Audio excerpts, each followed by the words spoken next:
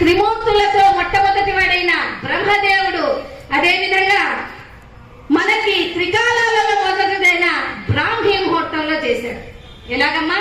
గొప్పగా బ్రహ్మదేవుడు సంవత్సరాలలో మొదటిదైన ప్రభవ సంవత్సరం, మాసాలలో మొదటిదైన చైత్ర మాసం, అయనాలలో మొదటిదైన ఉత్తరాయణం, ఋతువులలో మొదటిదైన వసంత ఋతువు, అలాగే తిథులలో మొదటిదైన పాఠ్యమి తిథి, అలాగే మొట్టమొదటి బ్రహ్మీ ముహూర్తంలో మొట్టమొదటి దేవుడు బ్రహ్మదేవుడు సృష్టిని మొదలు పెట్టాడు ఈ ఉగాది రోజునని. అందుకనే చూడండి, మనం కూడా మొట్టమొదటిగా వచ్చే చెరుకు పంట తీపిని ఈ ఉగాది ప్రసాదంలో మనం కలుపుతున్నాం.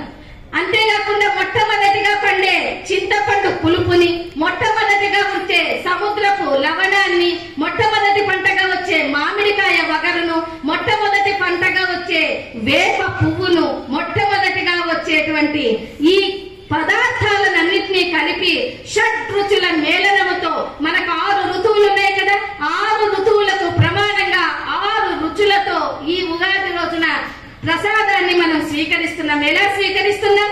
మన ఇంట ఏ విధంగా అయితే ఇల్లాలు ఉందో, అంటే ఆలు అంటే రక్షించేది అని, ఇంట్లో వాళ్ళందరినీ రక్షించేది ఆలు కనుక ఆ ఇంటి ఇల్లాలి చేత ఈ ప్రసాదాన్ని స్వీకరించి తీసుకుంటున్నాం. మరి ప్రసాదాన్ని ఏ విధంగా భక్షిస్తున్నాం అంటే ఒక మంత్రం చెప్తున్నాం. దాంట్లో కూడా ఎంతో అర్థం ఉంది. ఓం శతాయు వజ్ర దేహాయ సర్వ సంపత్కరాయ చ సర్వానిష్ట వినాశాయ నింబకం దళవక్షణం.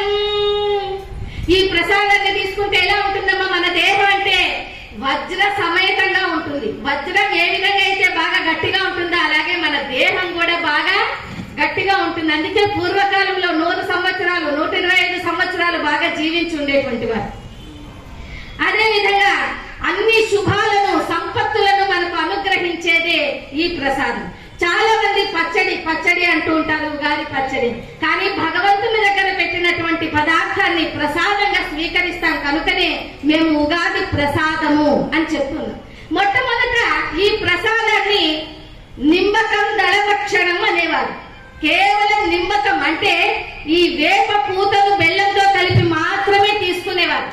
ఆ తర్వాత అశోక చెట్టు చిగుళ్లతో ఈ వేప పూతను కలిపి తీసుకునేవాళ్ళు. అందుకనే అప్పుడు అశోక కరికా ప్రసాలి అని అనేటువంటి వాళ్ళు.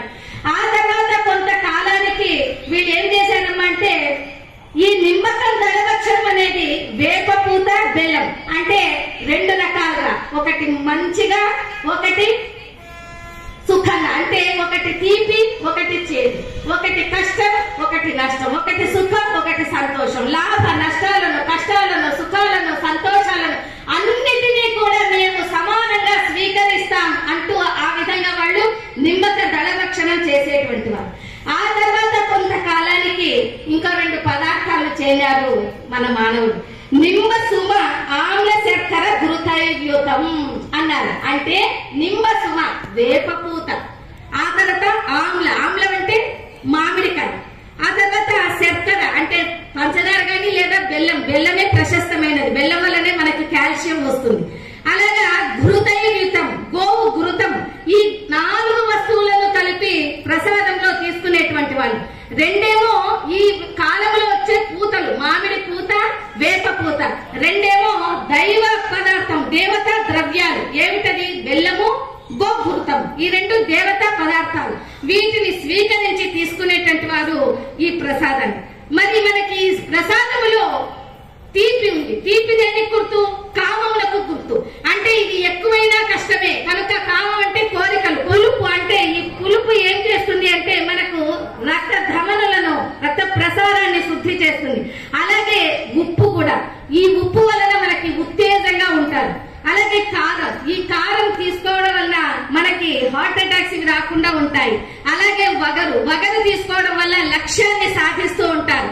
అలాగే చేదు, మరి చేదు తీసుకోవడం వల్ల